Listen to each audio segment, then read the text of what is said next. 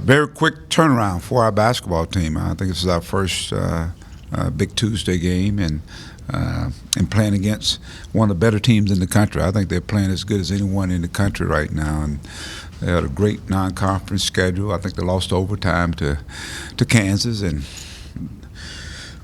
of course returning with Grant Williams, the Player of the Year in our league last year, as well as a guy that's playing really well, Schofield. And if you recall, those guys starting out as young freshmen, and took some bumps along the way, and now they're one of the more experienced combo. But they have more than just Williams. The Bowen kid, the Bowen and Bone kid, guys that have played meaningful minutes. So it's an experienced team, and we get the challenge of going and playing them at their place. And coming off of a tough overtime loss to LSU, we'll find out more about the make of our basketball team. And as I told our guys, I'm not discouraged anyway, because in every game we play, we've been right there, and just got to continue to try to make those plays that convert you into winning. And I think our bench is going to be a big part of that. Our bench has to come in and play at a high level in the first half and even in the second half, and enable the guys to finish off the game, to finish it off strong. I think there's some guys out there playing tired and trying to play through it. But again, Tennessee, very good basketball team, playing well. Welcome to the SEC family. Every game is a big game, and this is another big game on our schedule. So, to me, it's a great opportunity. It's a tremendous challenge, but we'll go in there with the understanding that they're a good team and we're a good basketball team. Mike, you look at the box from the last time you guys played there a couple of years ago. You don't have anybody left who played in that game. They got a bunch of guys who were freshmen or sophomores, and now they're juniors and seniors. Just how tough is that? To have such a young team having to play at their place when they're so experienced? Well, this is new for our guys, having an opportunity to go and play against one of the better teams at their place.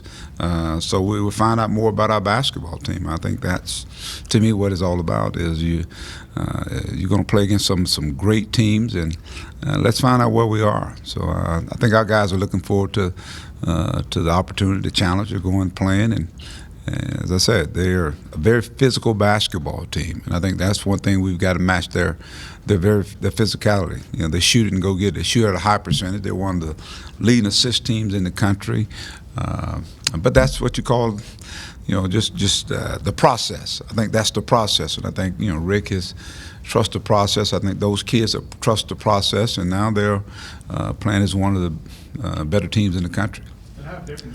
Grant Williams, he's a junior now. You saw those guys as young guys. Now they're men. How different? Same players, but it's a lot different teams. Well, again, you can't teach experience, and it's a process you got to go through it. And those guys went through it. They took some lumps early on in those years, but we saw the process, the maturity take place, and of course Rick has added some really quality pieces. The Alexander kid has turned into a really good player. People don't talk about him, but I think he's a big key to what they do, and they've added some depth with their bench. But I think those guys that you talk about, those are the guys, the core guys for them, as well as Bowen and Boyne and Bone. Those guys are really good basketball players. The Turner kid. He's one of those guys that have been there through freshmen, and so we're at that stage right now with a lot of young guys, and so the process, they have to go through it, and sometimes there's some hard knocks, some tough losses, and I say I can look at every one of our games, and you look at the free throw lines, you look at the turnovers, the rebounding, and we're just a few plays away, and so can we get over that hurdle? And of course, it's going to be a big hurdle going against the Tennessee team, but it's one we look forward to. As physical as they are, what are Chaney and Gabe going to have to do off the bench to help out Daniel and just in general? I believe those guys are going to have to bring us some efficient, some quality minutes. I think they're going to have to do some blue collar things. That's what this game is going to be about: blue collar. Defending, loose balls, keeping them off the boards, putting bodies on them, maybe getting them in foul trouble. We've been pretty good about really attacking and getting to the basket, and so it's going to be important that we be strong with the basketball, and the biggest thing is on the road you got to have some poise. But no question about it, our guards have got to rebound. And not only Reggie and Gabe, Daniel, Adriel. I think all our guys got to. It's like all hands on deck when you go against a team that's playing as well as Tennessee is right now.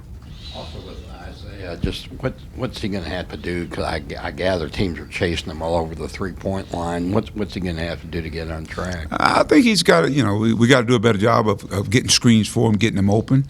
We saw him actually cutting and curling to the basket, and just got to be able to make plays when he does that. A couple of times he went in there, and I think as he curled, he lost the ball.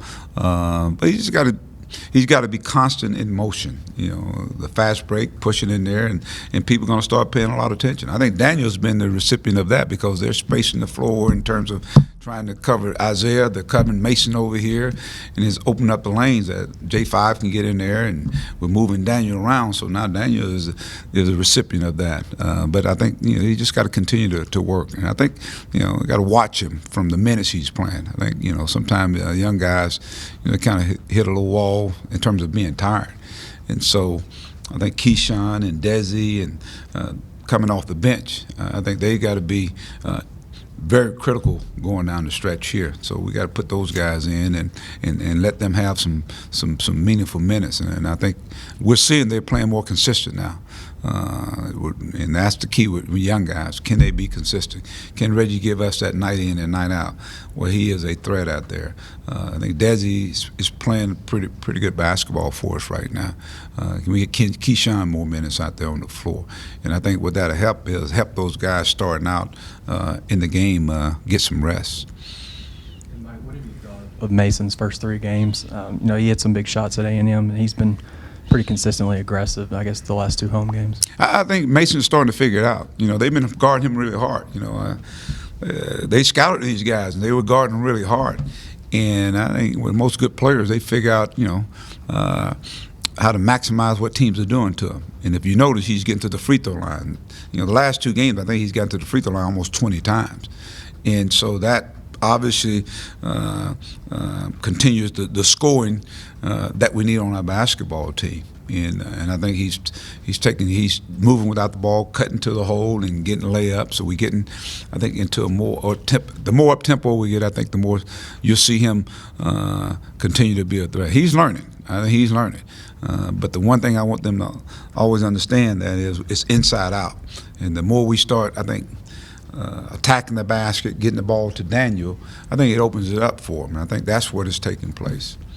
With the free throws, do you think it's starting to get mental with the guys that are kind of pressing? Because Mason's obviously shooting well, but even guys you expect to shoot pretty well like Jalen and Isaiah have missed some. You think it's getting to be mental at all? We're working on them. I think we're working on it. Let me put it that way. They're working extremely every day to get better, and I feel it. I got a feeling it'll get better. I really do. It's been the thing that if you think there's something that's probably been the shortcoming of this team right now, it's probably making free throws and critical free throws. And as you said, guys that should be making them. And it's the difference between winning and losing games. And I think we've been in that position. So you just got to continue to work on it and just continue to encourage those guys. Daniel, he got the 4th foul again the other day, but he played a long time without fouling out. What did he do? I mean, I guess is that just maturity, being smart, kind of knowing when to be aggressive, when not to, or yeah. What do you think of how he was able to not get the 5th foul? He's done that a couple of games. The last couple of games, he's had 4 fouls, and he played better with 4. I think, I don't know, even A&M, I think he got 4 fouls, but he's got to be smart enough. Even the 3rd one, he shouldn't have gotten. That's where he's got to get smart. The 3rd one, I think we had some momentum going, and I think he deflected the ball and he dove at the ball. I mean, he wasn't going to come up with it, so just let him have it. And that's the thing about our team right now is that in the LSU, I thought we had a lot of momentum plays that we didn't take advantage of. We had the crowd in it. We were really doing some pretty good things, and then we kind of went away from it, and whether it be a turnover or just a bad play. And so we got to learn to capitalize. So, but that's the experience part of it. You got to go through some things in order to learn them and to understand what we're trying to do. And that's what we do with the tape. We'll go and break down the tape, and we'll sit down and have sessions with the team and with individuals, and just try to use it as a learning experience for them, and as we go forward. You know, Mike, at A&M, I think all of Mason's shots, I think he took 11 threes. Was there a conversation where you wanted him to maybe attack the rim more, or did it just kind of click with him that that's what he knew he needed to do? Well, we're not just going to be a team that's going to jack up threes and settle. You know, I think that was the conversation. And even when you think about the Florida game, I think half our shots were three-point shots.